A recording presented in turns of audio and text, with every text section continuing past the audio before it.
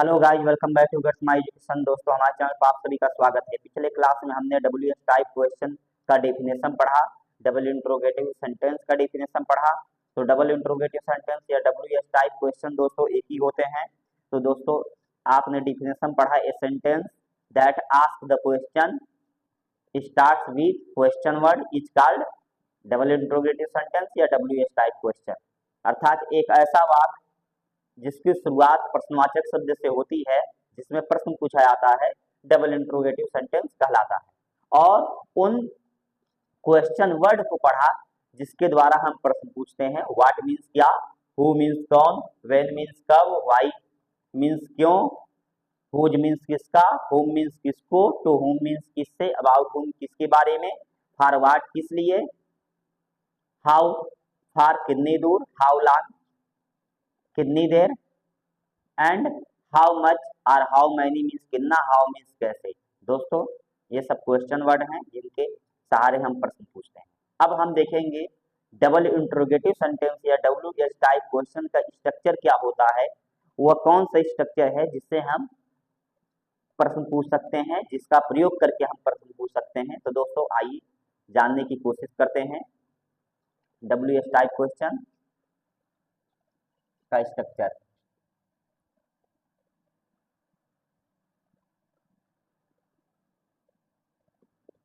तो दोस्तों, स्ट्रक्चर जो है वह है, सबसे पहले हम लगाएंगे question word,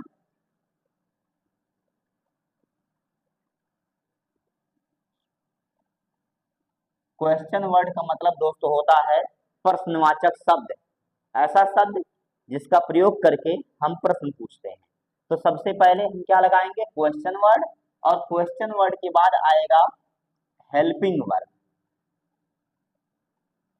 helping verb, helping verb का मतलब होता है दोस्तों सहायक क्रिया, जैसे do, does, is, am are, was, were, has, have, can, could, may, might इत्यादि।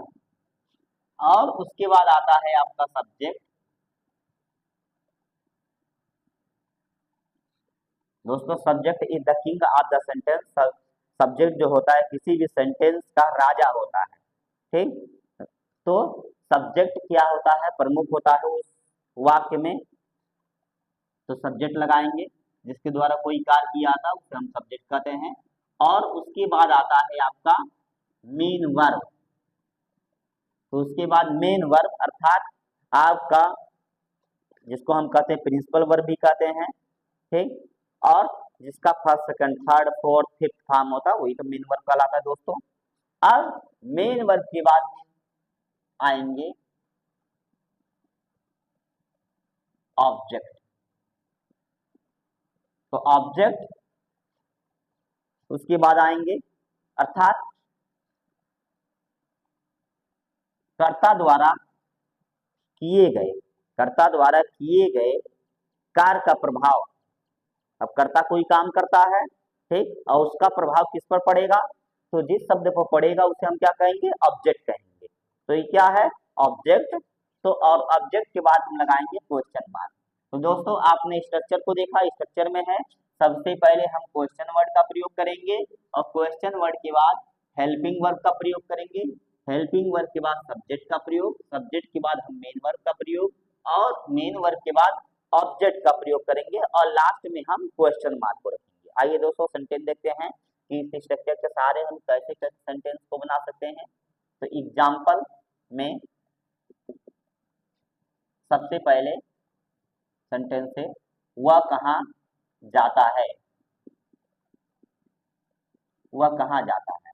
तो दोस्तों, सबसे पहले कोई भी सेंटेंस अगर सॉल्व करते हैं तो सबसे पहले ये देखते हैं कि वह जो है किस टेंस में है।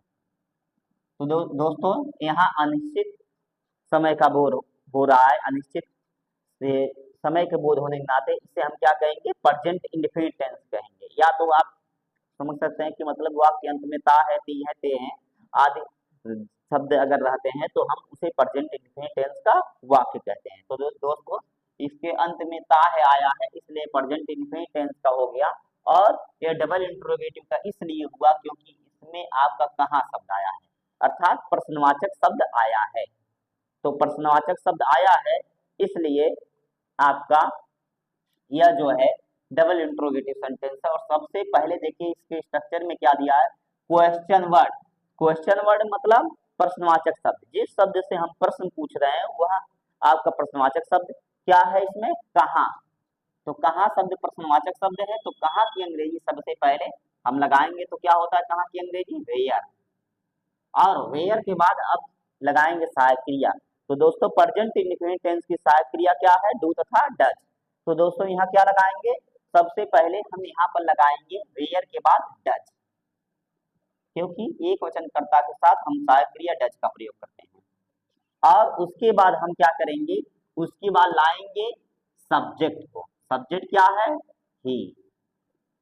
ही के द्वारा कार्य हो रहा है ना। और उसके बाद हम मेन वर्ब लगाएंगे जाना। तो यहाँ रहेगा आपका फर्स्ट पार्ट।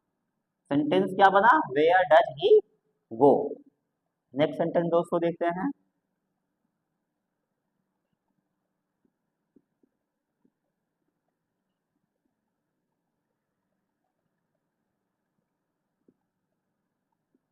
तुम वहां क्यों गए। तुम वहां क्यों गए। तो दोस्तों तुम वहां क्यों गए, यह सेंटेंस जो है आपका किसमें है, पास्ट इंडेफिनिट में। क्योंकि आपने पास्ट इंडेफिनिट की पहचान में पढ़ा होगा कि जिन वाक्यों के अंत में ता था ती थी ते थे अथवा या ई ए आदि शब्द आते हैं उसे पास्ट इंडेफिनिट टेंस का वाक्य कहते हैं। और पास्ट इंडेफिनिट यह दिखाता है कि बीते हुए समय में कोई काम हुआ है और वह काम अनिश्चित समय में है। तो वह तुम वहां क्यों गए, तुम वहां क्यों गए। तो सबसे पहले आप उस क्वेश्चन वर्ड की तलाश करिए। तो क्वेश्चन वर्ड हमें मिल गया क्यों।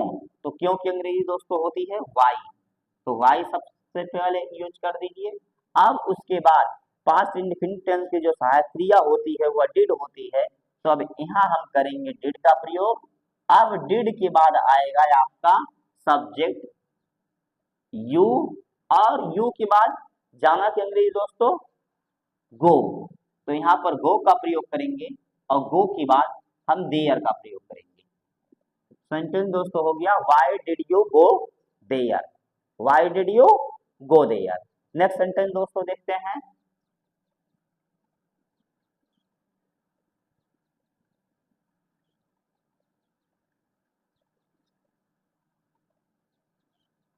वह कब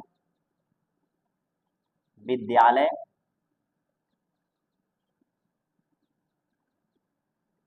पहुंचा है। वह कब विद्यालय पहुंचा है। तो पहुंचा है तो इसके अंत में देख रहे हैं आ है, आ रहा है। ठीक, तो या है, ई है, ए है, आ है, चुका है, चुकी है, चुके हैं।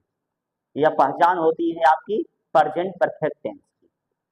और सेकंड थिंग, इसमें कार की पूर्णतः समाप्ति हो चुकी है, कार पूरी तरह समाप्त हो चुका है।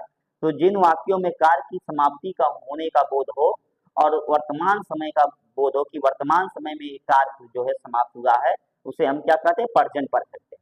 तो दोस्तों ये प्रेजेंट परफेक्ट टेंस का वाक्य है। और यह क्या है, double interrogative WH type question है, क्योंकि इसमें जो है आपका कब क्यों कैसे शब्द आया हुआ है। तो कब क्यों कैसे कहाँ कितना आदि शब्द आते हैं। ठीक, तो यह आपके क्वेश्चन वर्ड कहे जाते हैं या डबल इंट्रोगेटिव सेंटेंस कहे जाते हैं। तो सबसे पहले देखिए स्ट्रक्चर, स्ट्रक्चर में सबसे पहले क्या दिया है, क्वेश्चन वर्ड। तो क्वेश्चन वर्ड हमें क्या मिला, कब। तो कब की अंग्रेजी दोस्तों क्या होती है, व्हेन, WHEN, व्हेन। और व्हेन के बाद लगाएंगे दोस्तों हैज या है। तो दोस्तों क्या आएगा, हैज आएगा, क्योंकि आपका वह है, वह क्या होता है, एक वचन करता होता है, सिंगुलर सब्जेक्ट होता है। और सिंगुलर सब्जेक्ट के साथ जो हेल्पिंग वर्ब आती है वह होती है हैज। तो यहाँ पर हेल्पिंग वर्ब आपका फिनिश हो गया। We have written helping verb and after that we will use now subject. What subject in the sentence, वह। तो वह की दोस्तों अंग्रेजी क्या होती है, ही। तो we have written it now and after that we use main verb. What's main verb in the sentence, पहुंचना। तो पहुंचना की अंग्रेजी दोस्तों गेट होती है। यहाँ थर्ड फॉर्म आप कर देंगे गॉट, क्योंकि इसमें थर्ड फॉर्म प्रयोग लाया जाता है। When has he got, उसके बाद है विद्यालय, गॉट, उसके बाद गॉट स्कूल। तो when has he got school, ये सेंटेंस आपका फिनिश हो गया। क्या हो गया? When has he got school. दोस्तों I hope you you have got it now and watch the next sentence.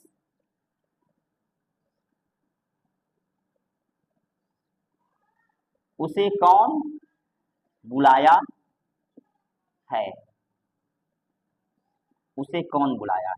अब देखिए दोस्तों, कौन जब भी आता है तो कौन क्या होता है? ये सब्जेक्ट भी होता है, क्वेश्चन वर्ड भी होता है। यह सब्जेक्ट भी होता है और क्वेश्चन वर्ड भी होता है अगर किसी वाक्य में कौन आता है तो यहाँ पर देखिए दोस्तों, कौन की अंग्रेजी सबसे पहले लगाइए हु। अब हु के बाद आप क्या करिए? सहायक क्रिया लगा दीजिए।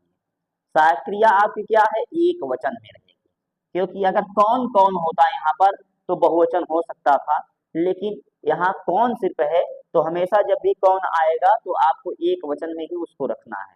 तो हु के बाद आप क्या करेंगे? हैज का प्रयोग करेंगे, क्योंकि यहाँ हो रही है प्रेजेंट परफेक्ट की बात। तो हु हैज, उसके अब बुलाना की अंग्रेजी दोस्तों क्या होती है? कॉल।